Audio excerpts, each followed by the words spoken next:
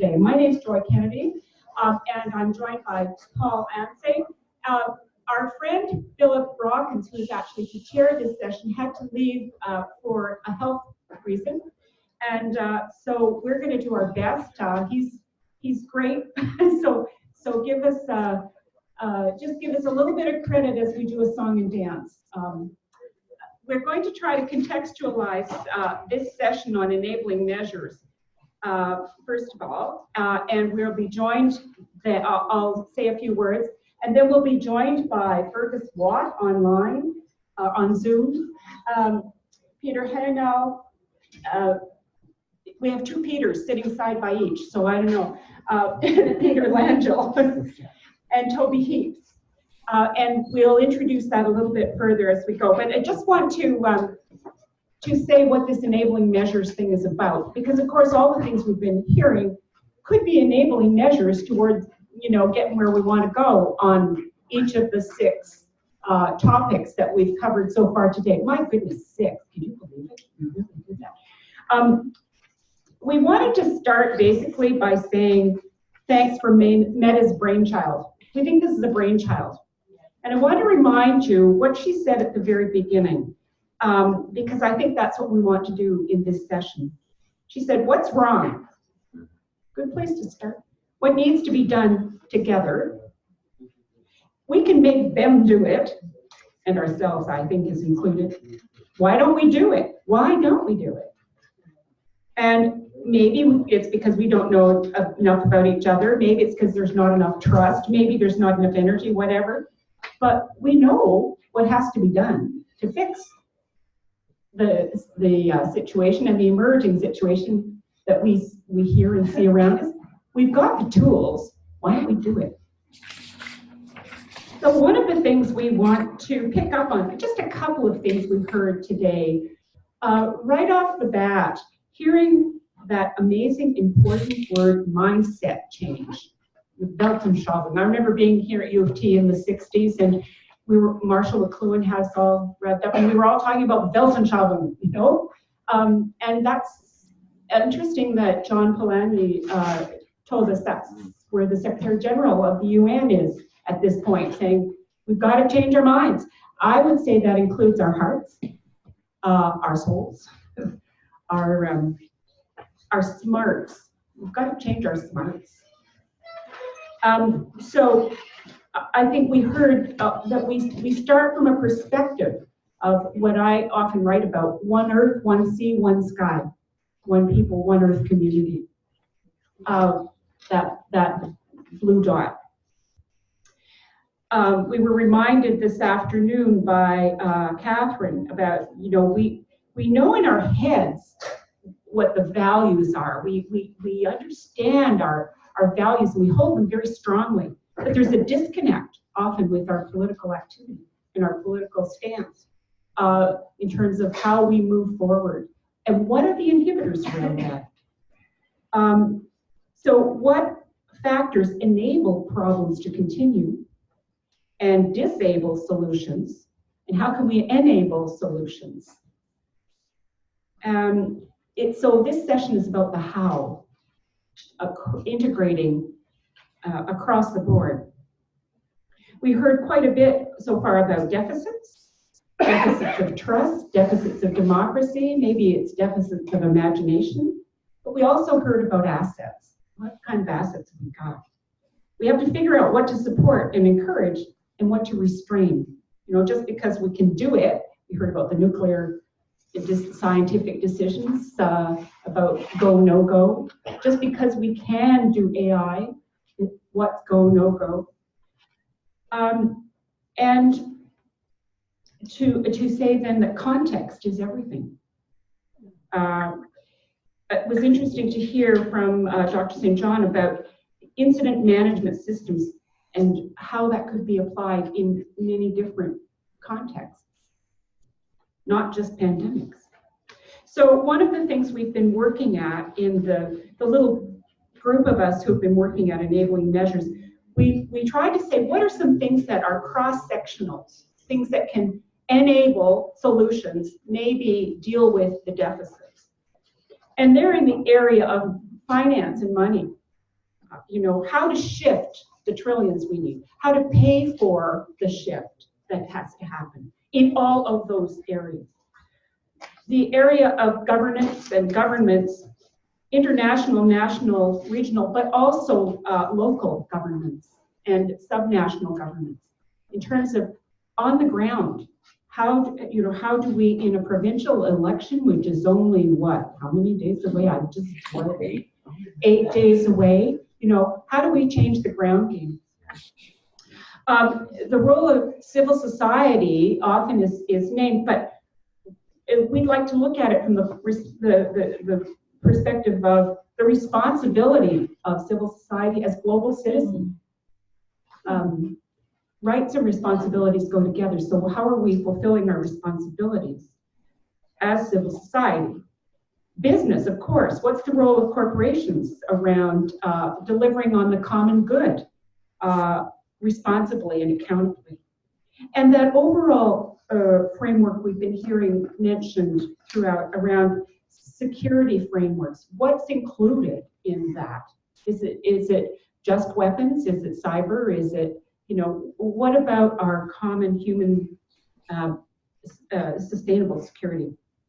So we've been hearing about the last session talked about norms of behavior.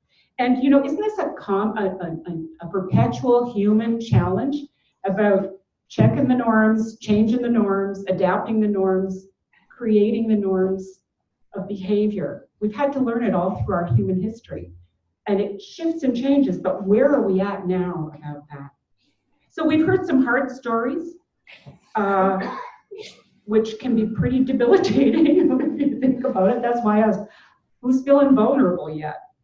But what we need to know what we need to know, but we also need to know what's possible. We need what my grandmother used to say, good old-fashioned gumption.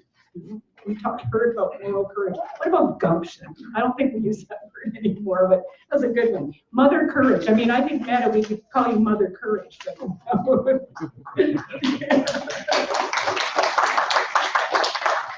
So if another world is possible, where is hope? Without hope, we all despair. And where is love?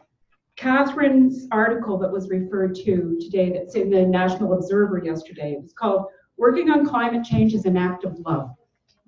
And it doesn't pull any punches. It's a very strong article. I encourage you to see it. But where are those operative, essential factors in our discussions? So we would like to say that we're very pleased to have with us some folks who can kind of cut across those kind of areas and help us to get a better feel about what is possible and how could we name that on a platform of enabling measures. We have with us, we're going to start with Fergus Watt, who's online. Hi, Fergus. Glad you're here.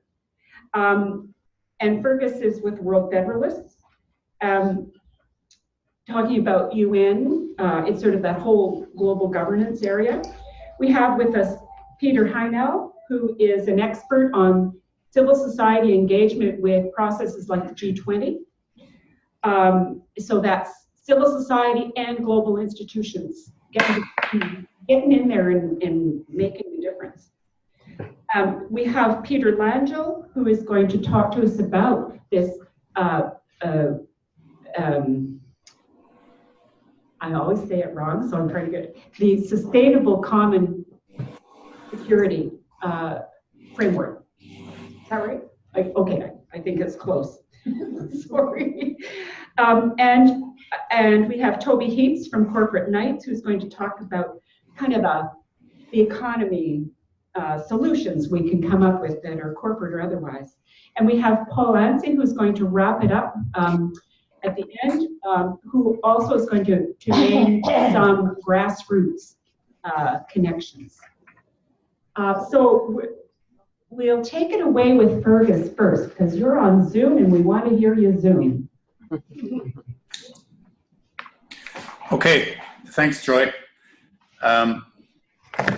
I'll set my little timer here. I'm told that I'm to skate through the UN and discuss UN reform in 7 or 8 minutes. And although that's not a great deal of time to cover a big area, I'm going to spend some of that time, first of all, also paying tribute to Meta and the team that have put this ambitious event together.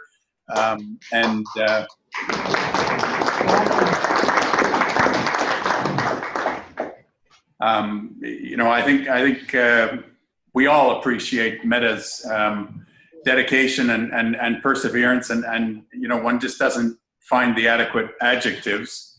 But I know there's, personally speaking, I have many friends in the room, and I regret that circumstances prevent me from being with you in person. But I'm hoping that you all work hard and have fun and bring forward a positive outcome from this meeting.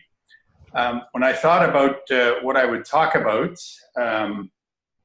I sort of went into my usual daydream mode, and then I looked underneath my computer. There's a stand on which my screen sits, and under my computer I have 2 copies of the UN Charter.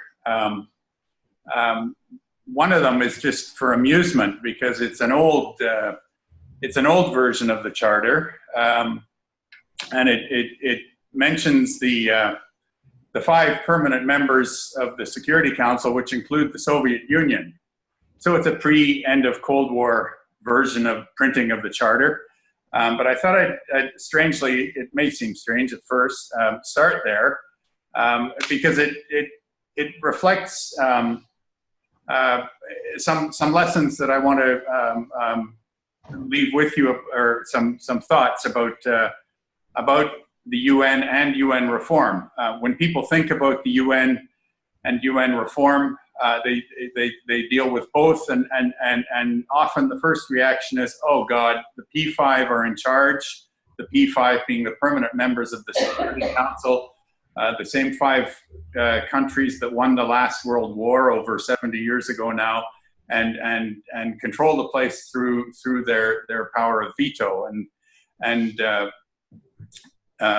It is true that the U.S., China, France, Britain, and company have a veto on decisions of the UN Security Council, and that's the only body that can make binding decisions on issues of peace and security. And it's furthermore true that Article 108 of the Charter talks about amendments to the Charter and requires not only a 2/3 vote of the General Assembly, but all permanent members of the Security Council. So there you have it. The foxes are in charge of the chicken coop. The UN is a dead loss. So the skeptics think. Well, I would. That's the proposition that I would like to kind of counter.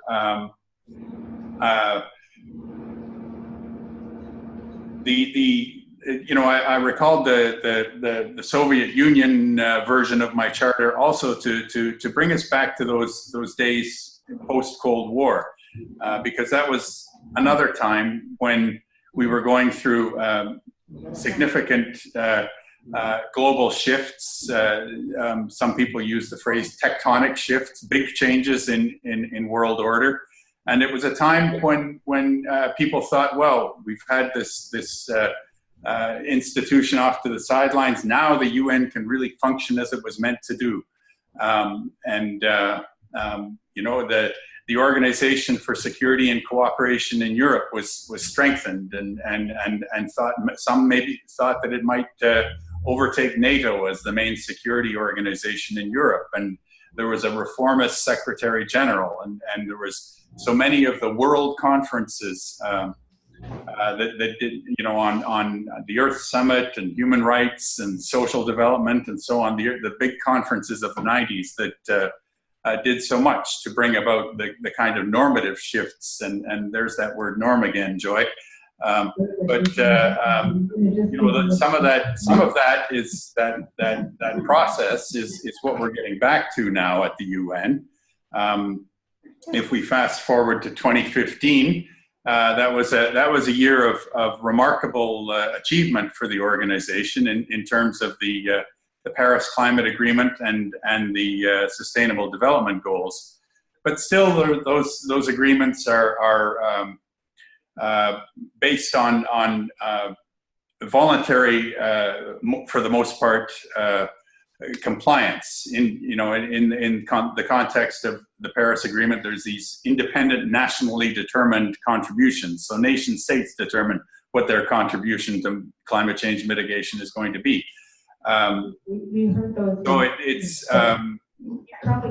it's still seen by some as a flawed institution, but it is very much the best or international organization we've got. It's the foundation of world order. And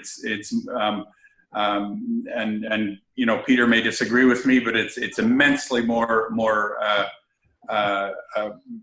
instrumental in the lives of humans around the planet than something like the G20.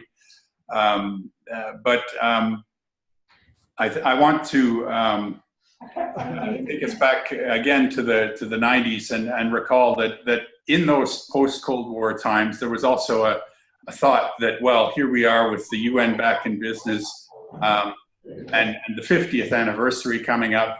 This is a perfect opportunity to change the UN system and improve global governance. And indeed, we had this document, which is called Our Global Neighborhood. It was a group of statesmen proposing reforms to global governance, and there were many other, the Ford Foundation, Dag Hammarskjöld Foundation, many studies that pointed to 1995 as an opportunity for change, but it didn't happen. The reason is really got to do with organization and execution. The powers that needed it to happen were not as well organized in the UN and the inside as those that didn't want it to happen, namely the permanent members. But change is possible, and I'm an advocate of change through the General Assembly. In fact, although the UN Security Council is considered the more important senior body in the organization, much, in fact, most of what the UN has achieved is a result of processes that have begun and are managed through the General Assembly. I mentioned all of the multilateral conferences. The General Assembly is also the body that is responsible through its subsidiary organs, often the Human Rights Council, ECOSOC, and so on, for the gradual norm development that is slowly stitching together a more peaceful and civilized world. Can you hear me? Can you hear me? Because we're going to have to have you hold there. We've decided to not have questions of clarification for time purposes, okay? Because we really want to hear all the speakers in time, and we have a real time pressure. One of them has to leave on the dot at 5:15, so there's no lag. Okay, so Fergus, if you can hold that, we're hoping to have time for Q&A at the end. So maybe we'll get back to that. But thanks, that's really important what you brought to us.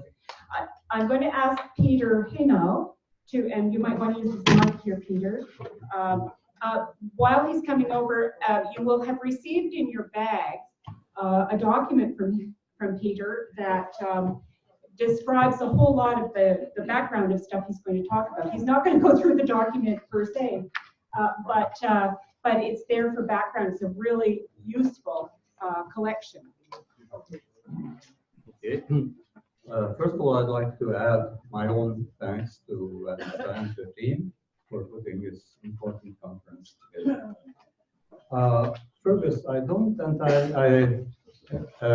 disagree with you on the UN, not at all. As a matter of fact, the G7 and G20 have a sort of a symbiotic relationship with the UN. The Gs need the UN's sanction for purposes of legitimacy and other reasons. And the UN can use the political impetus on a very high level that the G7 and the G20, can you hear me? Can provide. Unlike the UN and other formal international bodies, I'd like to recall that the G20, the G7 and the G20 are not based on a founding charter and do not have a secretariat, which has advantages as well as disadvantages, but it's different in that important respect. Now, I would also like to recall that both the UN and the two Gs came into being as a result of a crisis. It was a serious war and peace crisis in the case of the UN, and it is more economic and financial that sparked the emergence of the G7 and G20, respectively in 1975 for the G7 and, well, 2008 on the leaders level of the G20, although finance ministers started meeting in 1999. Now, I would like to use most of the rest of my time, which is short, to talk a little bit about civil society's relationship with the G7 and the G20. The relationship has gone through an interesting evolution of many, many years, starting with what I call mutual ignorance, when the Gs have not appreciated the importance of civil society, and vice versa, civil society had not yet realized how powerful these institutions were, worthy of appealing to, advocating, protesting against, what have you. On your handout, on page 4, I list what's now called engagement groups, which is an almost formalized category of this relationship. There are now 7 of these. The B20, the Business 20, which I really don't consider part of civil society for reasons that you all know. C20, civil society. L20, labor, which in a way marches to its own drummer. There's an S20, science academies. T20, think tanks. W20, women, and Y20, youth. Now, these are all advisory groups, and the G7, G20 can take or not take this advice, sometimes incorporating the advice without giving credit to the originators in civil society, which is fine because NGOs don't necessarily look for brownie points, they look for results. Now, I think because of the time, how much time do I have? 2 minutes. Okay, I'd like to then talk about the various factors that can contribute to successful production. And I will do that this way. First of all, both parties have to be willing to engage with the other on a respectful and meaningful basis. And this is now happening more than previously. The various means of this interaction, consultations, demonstrations, alternative summits, evaluation of performance, and so forth. And there's been a great deal of experience in all of these fields. Now, another factor that's important is that, careful preparation is needed, both on the part of the Gs and civil society. It's a long process leading to the annual summit, and successful NGOs have to know the processes and what leads to the eventual summits. Now, my research has shown that when the civil society input has something to do with the actual G7 or G20 agenda, they tend to be more successful than when they try to introduce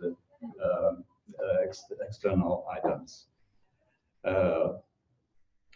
If there is half a minute, I'd like to give you finally a few examples, practical examples of the impact of civil society. One was going back to 1998, and so that's the Jubilee movement, which many of you will recall. And that led to some very serious considerations and at least part of the results of debt relief for developing countries. There are some other specific examples on a more micro level. The NGO Transparency International has introduced quite successfully some specific items in the fight against corruption, which the G20 then adopted. One final example is under the previous government, and I hate to say this, but there was this initiative at Muskoka in 2010, the G7 summit for maternal and child health, which was somewhat flawed, but still an important initiative. And that was preceded by quiet diplomacy by some expert NGOs, whose expertise was actually needed by the G7. And again, serious input have gone into this. These are perhaps very small examples compared to the large challenges that we all face, but nevertheless, they show that some influence is possible, and I hope that such influence is possible when it comes to those major challenges. Thank you.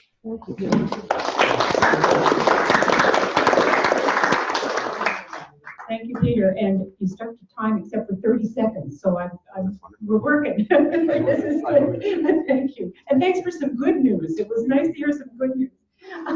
So Peter squared, I guess it is, or Peter doubled. Peter Langille, would you like to come up and talk about this sustainable common security? Thank you. I gather we're in a hurry, but I'm going to start by asking the question, why are we here? Well, I think we're here mostly because we share concerns over serious issues, and we recognize the need to share a more comprehensive approach, even a new mindset. But so far, it appears we also share a problem. We lack an organizing principle to pull people and civil society causes together. We hear there's an interest in intersectional campaigns, in building bridges between peace, disarmament, environment, development, inequality, and militarism. We see the links between our struggles and theirs, and we know or should know that we can't do that much alone. We all need help, and we'd have a far better chance if we pulled together. So my talk today is about sustainable common security as a means to pull together. And I'm going to start with three lead questions. First, might the umbrella concept of sustainable common security help as a unifying step toward a one world perspective, a global culture of peace, and possibly a movement of movements? Second, does this umbrella cover most of our efforts to deal with critical global challenges? And would it encourage the key shifts necessary? Possibly. Third, might this concept also help to challenge the national security narrative of nuclear deterrence and always preparing for more war, our expensive war system? We can hope. Why bother with another new concept? As this is relatively new, I'll share my sense of the problem. What's wrong? Well, first, we appear to be in a race against time with overlapping crises and global challenges. Too many of our dominant systems, capitalism, climate, democracy, sovereign states, even the international security system, are stressed if not dysfunctional. Understandably, people now feel deep insecurity. Second, national security approaches are proving counterproductive. More wars expected, even if it entails absurd costs and risks. Experts as diverse as Paul Rogers and Jean-Marie Bueno have called for radical new thinking and priorities, but our national security institutions show little interest. Third, here we don't have a peace movement comparable to the 1980s. We're smaller and aging. So we need help to build bridges, to network, to organize with others. Fourth, as mentioned to date, there is no unifying idea, no organizing principle, no shared vision yet. So I'm going to argue that sustainable common security might help with each. It's premised on the higher ideal of enduring shared security, one that may also provide a unifying bridge between social movements and progressive parties, which also need support and solidarity. To date, our concepts of cooperative security, whether collective, common, or human security, they've all been helpful, but they've been insufficient. The emancipatory potential of each was evident early on, just not agreeable to the most powerful. And as a result, our key systems and institutions did not shift as hoped. Within a few years, it was back to national security, preparing for business and war as usual. Now, despite a rapidly globalizing world, transformational change still continues to be resisted in all our state-centric institutions. So this raises a rather fundamental question. How do we break from this pattern to do a little better? Well, we know people are mobilizing everywhere, and many recognize the need for a new approach to security, particularly one that's attuned to the costs and consequences over the long term. In a world in need, the case for sustainable security, Paul Rogers writes that the gap between our perilous reality and this urgent aspiration remains formidable. Overall, I think you'd agree our approach is still far too similar to herding cats. And like it or not, we know our global systems and challenges tend to be linked in and interdependent. We know they're unlikely to be solved or fixed by isolated efforts. Now, no one movement or no one nation's likely to suffice. We get it that progress in nuclear abolition may depend on progress in conflict prevention. May depend on cooperation with others, pulling together. So what's with this merger of old and new security ideas? Sustainable security shifts the emphasis toward the long-term impact and consequences of our policies, as well as the underlying causes of insecurity, desperation, and conflict. That's not what was agreed.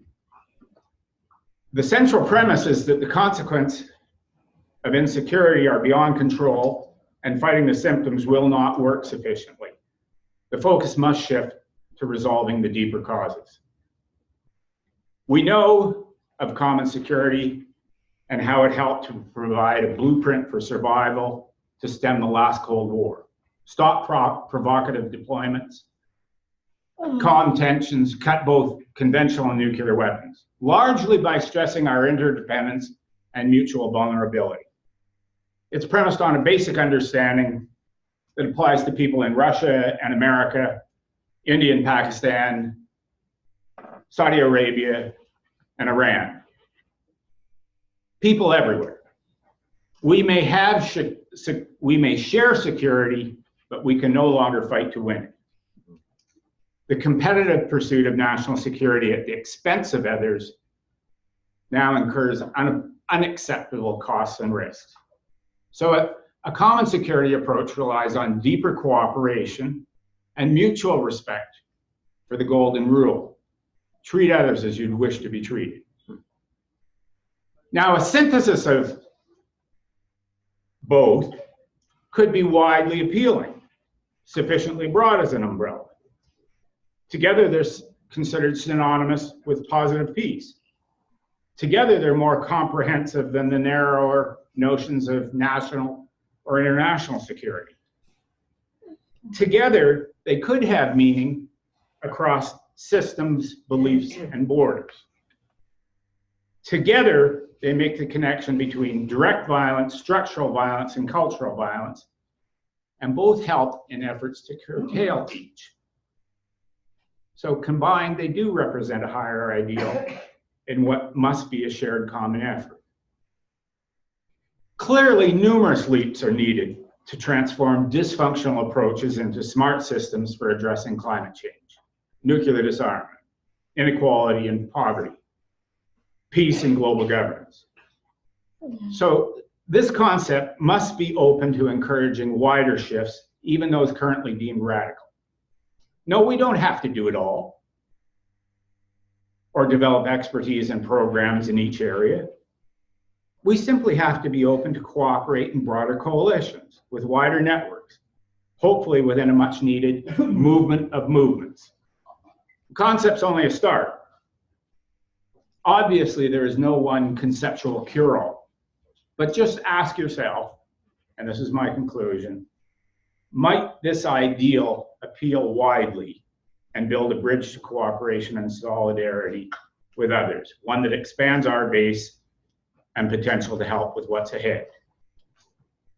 Might it simply help us pull together on what matters? Thank you.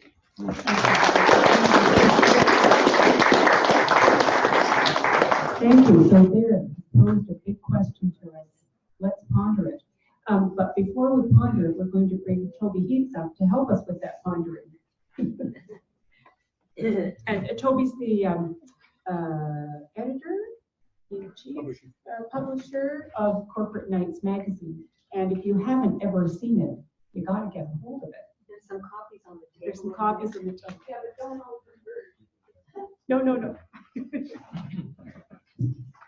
No. Thanks for this opportunity. So I have just one brief idea that touches on the connective tissue to all the issues we're discussing today, and ourselves and our greatest one of our greatest sources of power. And the simple idea is the way to save the planet in a hurry is to stop investing in the companies that are wrecking it. And so, it's just to bring it into first person and something that most of the people in this room could relate to. I get my pay stub, I think tomorrow, and I'll see that a certain amount has gone to the Canadian pension plan.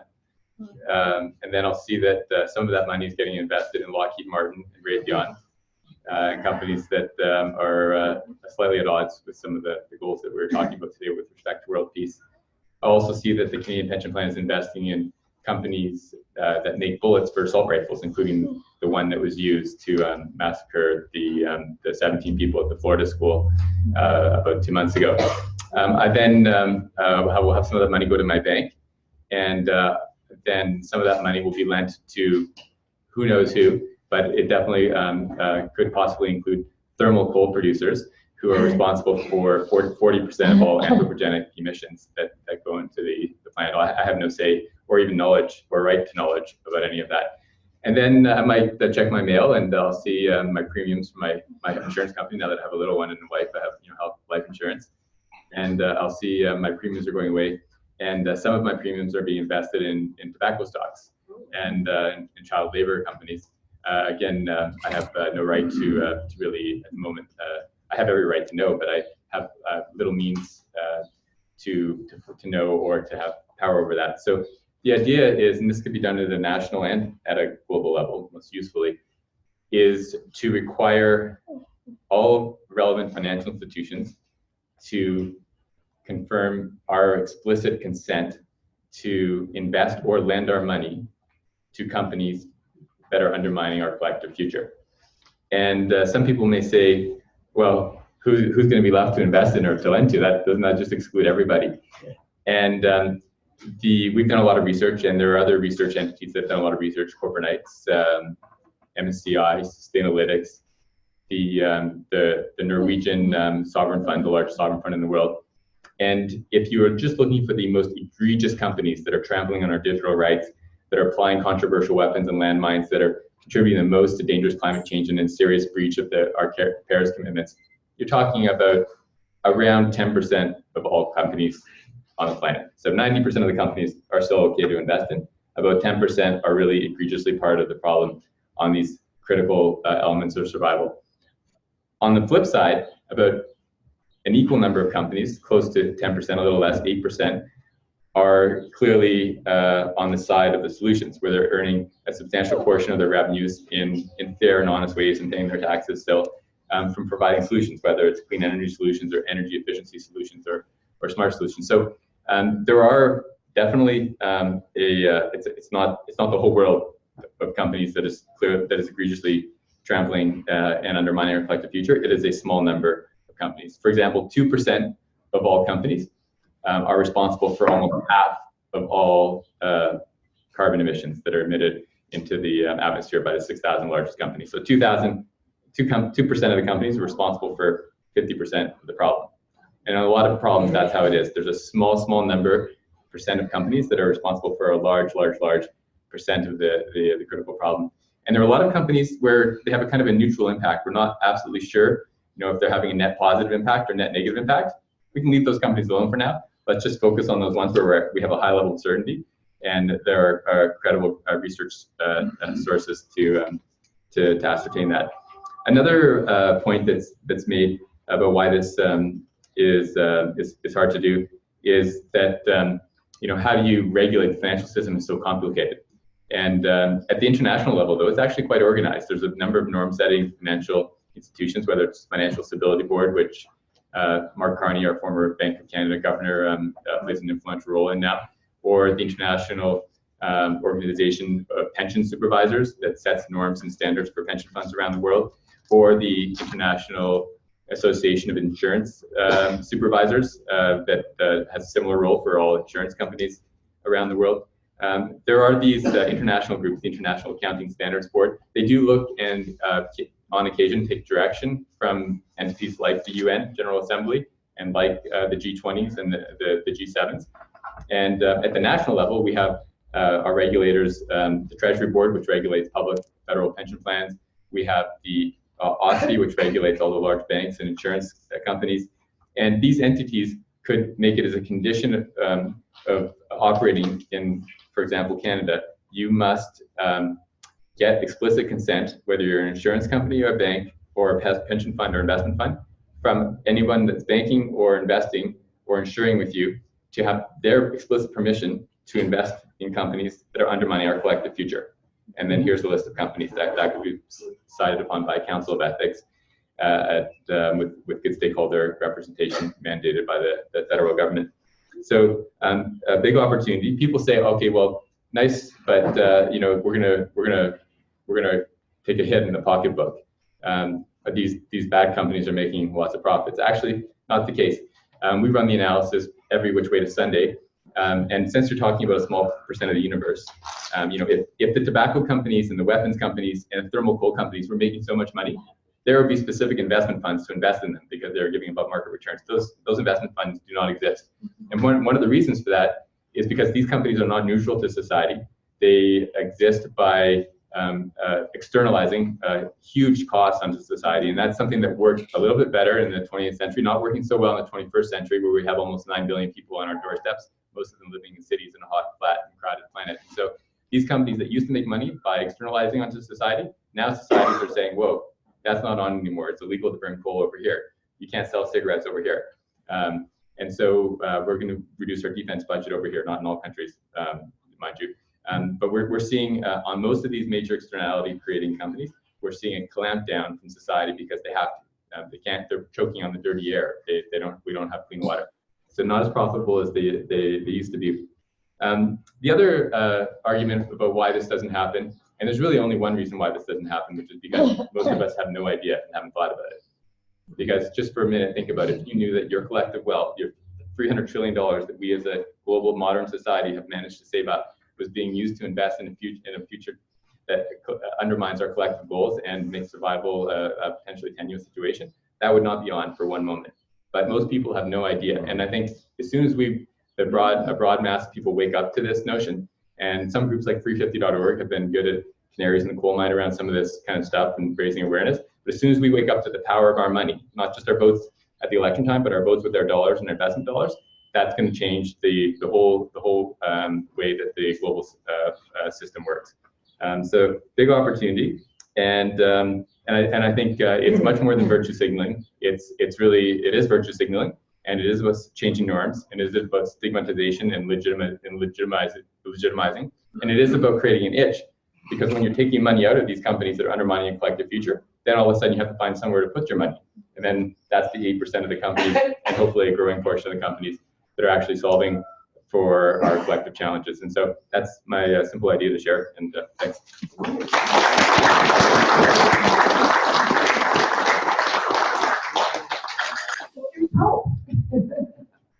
Again, being a responsible global citizen is going to mean that we have to actually go knocking on doors and saying, oh, where's my money? We have a few minutes, and Paul, I'm going to get you to come up. We're at 5:12, I think. Is that right? Yes, exactly right. Toby, I know, has to scoot at 5:15. So if anybody has one question for Toby, you can ask one question. I saw one right there. Yeah. Are you aware of the ICANN campaign analysis of The nuclear weapons? The national campaign to abolish nuclear weapons? They on their website have. And it's a great source. It looks at Well, you want to repeat the question because you're in here. So it was about, The question was about the ICANN campaign, and there's great work being done on a number of these issues that we're discussing today and how they relate to our investments. And this campaign called Ban the Bomb documents all the major financial institutions and who is financing nuclear weaponry. And so it's a good source. And then once you figured out who's financing it, then you can figure out you don't want them in your portfolio. You don't want to do business with them. And so it's a great source. Thanks. And so, Paul, I'm going to ask Paul to take over for a couple more minutes, maybe one question for each. Is Fergus still on screen with us? Yes. I thought you were. Okay, good. We can have one question to Fergus. Does someone have a question about the UN, overall the UN reform? Yeah. How do you expect to reform the UN when the 5 members of the Security Council are the largest arms dealers in the world? Yeah. How do you do that? Could you hear the question, Fergus? Yes, I did.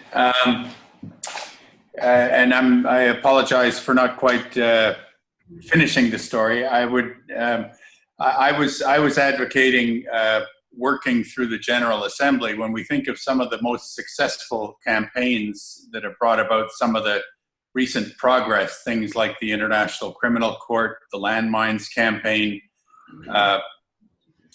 some of the most recently the treaty on the prohibition of nuclear weapons.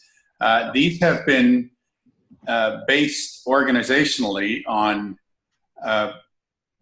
coalitions of civil society networks, global civil society networks, working with small and medium power states. I'm involved right now in an effort trying to do something similar called UN 2020, which is trying to use the 2020 75th anniversary of the UN to generate a prepared process of stock taking, renewal, and reform for the organization. And what we're finding is that there's a lot of small and medium governments that don't like the way the big powers are behaving and not carrying out their responsibilities in the Security Council.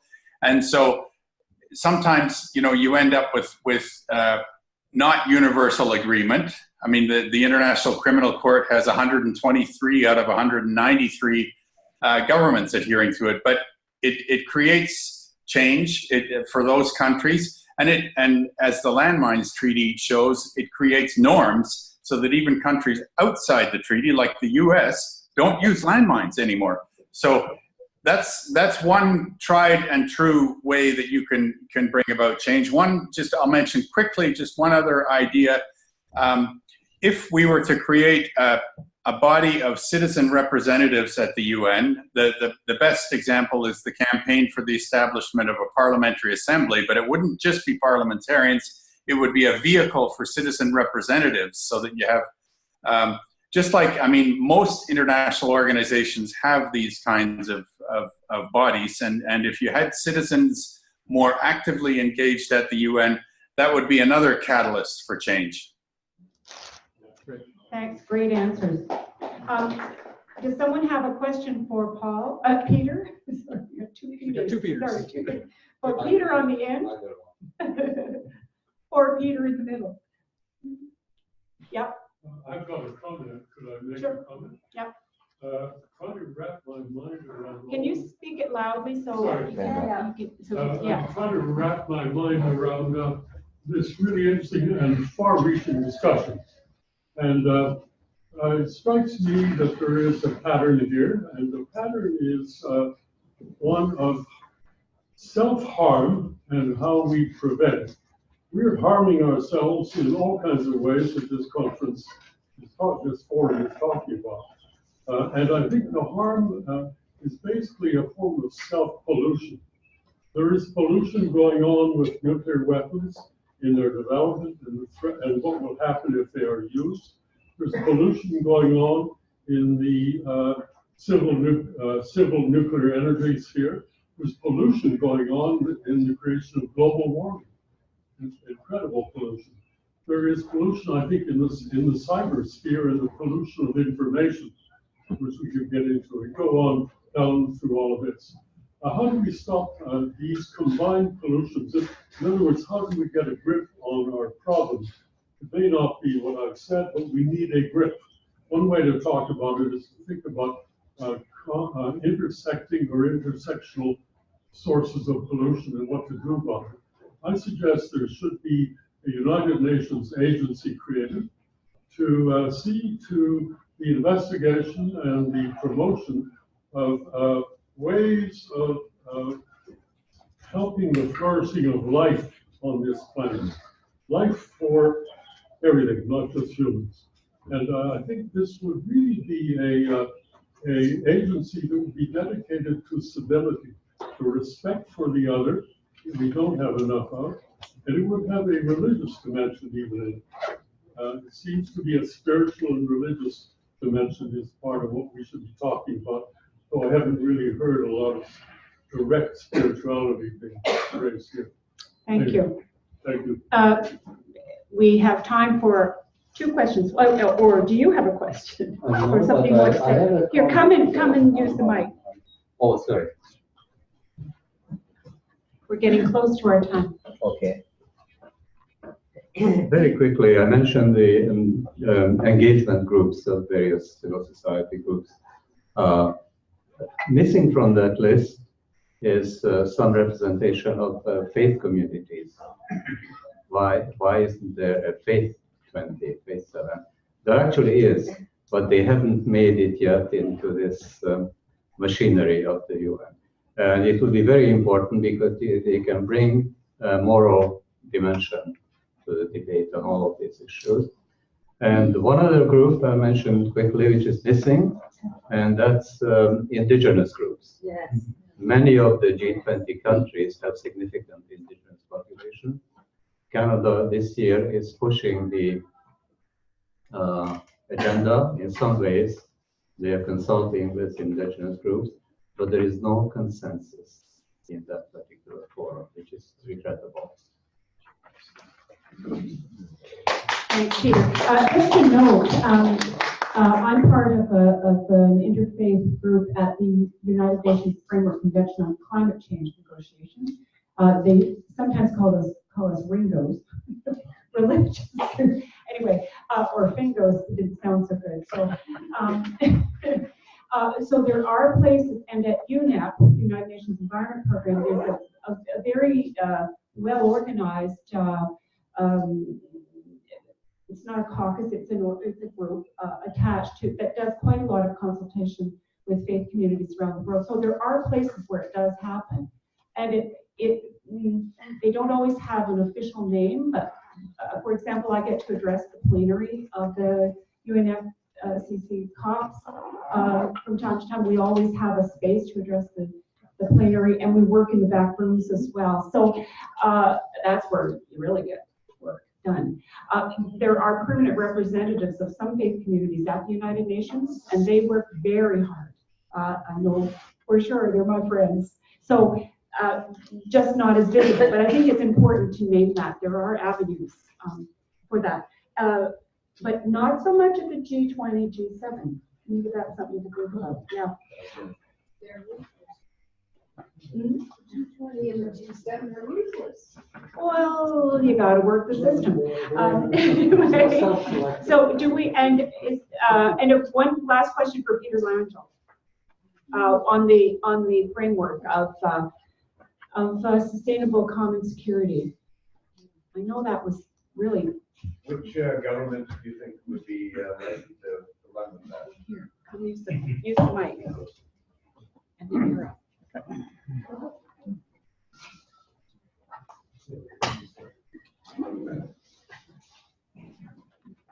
Few immediately, but I can see that it would appeal likely to the Scandinavians, probably the Germans. They have a progressive foreign minister.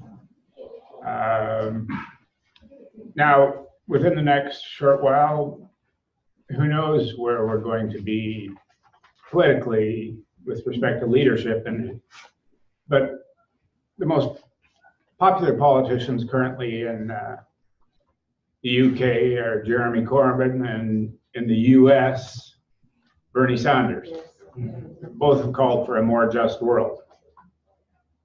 If you have two members of the P5 in the UN, then you're likely to attract a broader spectrum. I can't see why that wouldn't appeal to a future Canadian government. I know one leader of a political party here has already spoken favorably of it. At the moment, it's very tough to say anything new or ambitious when you're looking over your shoulder and you see John Bolton, Donald Trump, and Mike Pompeo. That has a very powerful, intimidating effect. But you know, I think it's really critical that we take a look at how our opposition organizes and not do similarly, but draw from it. And if you compare where we're at now in the peace movement, and this is a fairly representative sample that we see frequently, compare that with the 10,000 paid participants at the recent Ottawa Armex event. Yes. They have unwarranted influence. They have money. They have access. They harmonize very effectively around specific policies to advance their agenda. We don't tend to do that very often in this community. And that's partially, I think, what's motivated Meta and others to actually launch this initiative. Because if we don't begin to pull together, we know our opposition is far too strong for us to deal with and will set the agenda for the future. And that's an agenda of permanent war and big profits for a very small minority. So at the moment, I wish I could give you a long list, but I actually haven't had the resources to even explore this very far. Thank you. Thank you, Peter. Joy, could I just add one more thing on that, Joy? On this notion of sustainable common security and the question that was put regarding governments that might support it. I would also, I mean, I think this is an important idea, and the UN Secretary General has done a lot of interesting work. The UN just finished a high-level meeting on peace building and sustaining peace. Sustaining peace being the integration of the various elements of the UN system's work on international peace and security, everything from mediation to conflict prevention to peacekeeping, peacemaking, and post-conflict reconstruction. And this Secretary General is very much interested in an integration of the two, even of these concepts. And even though he knows that many governments will not pay, more than a pittance for half of them, it's important to him conceptually. So building a conceptual rubric. I realize sustaining peace is not everything that one would imagine in sustainable common security, but it takes us a big step towards that overarching concept. And so I think that leadership can come from different places, including secretaries general like this one and Kofi Annan before him, who was responsible for the last major episode of reforms at the UN that led to the Human Rights Council, the Peace Building Commission, and so on. So that's an example of a progressive Secretary General moving all governments just as far as they're able to go. Thanks, that's great. And I'm hearing Margaret Mead's little words in my ear about never underestimate the power of a small group of dedicated, et cetera, et cetera. So maybe that's part of Never doubt that a small number of people can change the world. It's That's the right. only thing that ever has. On that note, I want to give Paul Antze the last word here, who has been really part of this whole enabling measures group, and he's going to just do a real quick wrap because we're going to go to dinner, and has a few words for you. Thank you. Great. Well, first, a very warm thanks to all the members of our panel.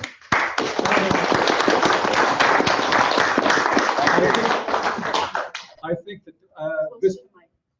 this panel came along at exactly the right moment. Things are beginning to feel quite dire, and now a door has opened, and we begin to see a ray of hope in the possible lines of connection and lines of influence that might go beyond the usual, seemingly quite rigid structures of national governments and international institutions going back to the power relations put in place at the end of World War II. We've seen the way in which civil society groups and medium-sized countries can begin to make significant changes in the capabilities of the UN and the direction of the UN.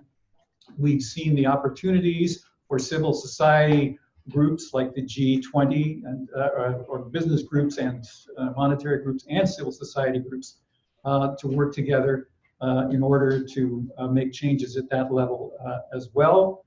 We've seen the possibility presented in Peter Langille's presentation of ways to create a movement of movements toward sustainable security. A very exciting idea, and one with many important dimensions. And finally, the possibility that Tony Heaps raised, that we actually can begin to influence the power of corporations, which you often think of as somehow having the fix-in on everything. But in fact, corporations are not all the same. We're beginning to see an important and now financially very significant number of corporations that are beginning to take their social responsibilities and their environmental responsibilities seriously, and there are ways to put our money in those places. So that's very exciting. I think that what we've seen here already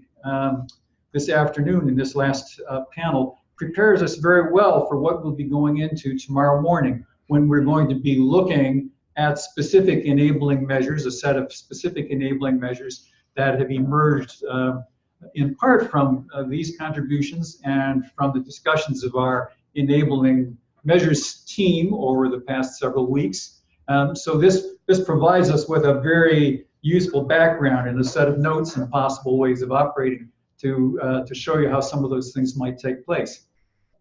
Finally, what I wanted to say is that what we've seen here is a series of processes that begin making connections between all sorts of groups at the level that begins to come close to our level, the level of civil society groups, even volunteer organizations, and the possibility of having some influence on larger events in the world.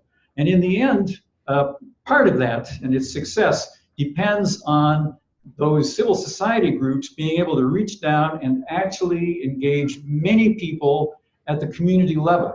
This can't be something reserved for a small group of people who are really dedicated to addressing these terribly serious problems and who meet to talk about peace issues or environmental issues with others of the same mind. How do we reach out to others? What's the best approach to community engagement? Well, one such approach, and I think there are many, is through local groups of various kinds. There are a lot of, here in the city of Toronto, there are a lot of local neighborhood environmental groups, each operating in its own little world, doing its own thing, doing some good in its area, helping people to save energy, helping people to beautify the neighborhood or make the neighborhood more environmentally sound as well. What happens if we begin to pull those people together? What happens if we begin to connect them to their councillors and to the cities themselves, which are, it's now turning out, very powerful forces in their own right as actors on the international stage? There might be a way of building that bridge all the way down from the top down to the most basic local organizations. That's what a group that I'm associated with is trying to do, building a network of Green Neighbors organizations throughout the city. And I think that there's a lot of potential in that and in other such networks of local civil society groups that provide a connection between people, ordinary folks on the ground with their immediate concerns and these larger problems and larger institutions. So I think that's something we also want to bear in mind as we consider the most effective enabling measures. So thank you all very much, and we will see you tomorrow morning.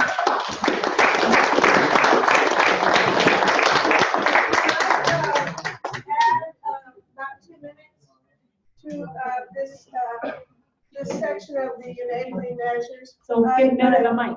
Yes, please. Some just logistic measures. Peter Hajnal has brought some additional copies of this handout, which was in most of your kits, but if you didn't get one, help yourself. Also, John Polani this morning showed the paper, the article he has in the Toronto Star today, and we made some photocopies and they're out there. Help yourself. And you know where we're going to go for dinner. You need to walk out to college and several blocks, a few blocks to the west. Let me say that I'm thrilled by this last session where we have the discussion of things that we need to do as enabling measures that are generic to improving our whole society and creating the conditions under which these more specific threats can be reduced. And if I may add a couple that you had a very full program and it's all wonderful. there are some other issues that I thought need to be there. And if I can just plant a seed for you to think about these other ones. By the way, before I say that, every week now, I am holding a talk show on these topics, on the very topics that we're covering today. And that means that if you go from 8 to 9 p.m. to the Facebook page, the Peace Magazine Facebook page, you'll be able to see some of these people. On Mondays from 8 to 9, you'll be able to see these people discussing these very issues in greater detail. So you've got a taste for it here, but you can do a little bit more. The other things that what if we're not on Facebook? Is well, there another way to access? they'll be posted elsewhere. You can they'll be on the Science for Peace page, and it'll also be on the Peace Magazine's homepage. So you see it in various places. But just to leave you with these additional thoughts, I think we have not discussed inequality. These social inequality of individuals around the world and nations and so on. It's egregious, and we have to do something about it, and we can't ignore that. I think some of the policies that have been proposed to reduce that. I love Piketty's suggestion that we need a tax on wealth and not on income. Yes. A replacement of income tax, or at least a supplemental, at least, of income tax with wealth tax. That's going to create a real redistribution. We also need to have a basic income. And one of the things that I think maybe in our next broadcast talk show on Monday, I'm hoping to have a discussion of basic income, guaranteed income for people in society. And as automation takes place, there is every reason to believe that we will need to give more security to people who will be losing their traditional kinds of work. Those are the main ones. And in addition, I would add, in terms of financing the international system for the kinds of changes that we've been proposing and considering here today, I think we need to think in terms of the financial transfer tax, transaction tax. Sometimes it's one of which is the Tobin tax, one of which or could be Robin Hood tax, they sometimes call it. But at any rate, it would be ways of raising money that would support the UN and other transnational organizations that support us. Those need to be added to the mix, if you don't mind. Think about it. Can I give you one more? And that's the whole question of education of women and girls. The education of women and girls should also already be one on the global warming agenda, because that happens to be one of the very most important ways of reducing climate change. And we mustn't forget to think of it that way.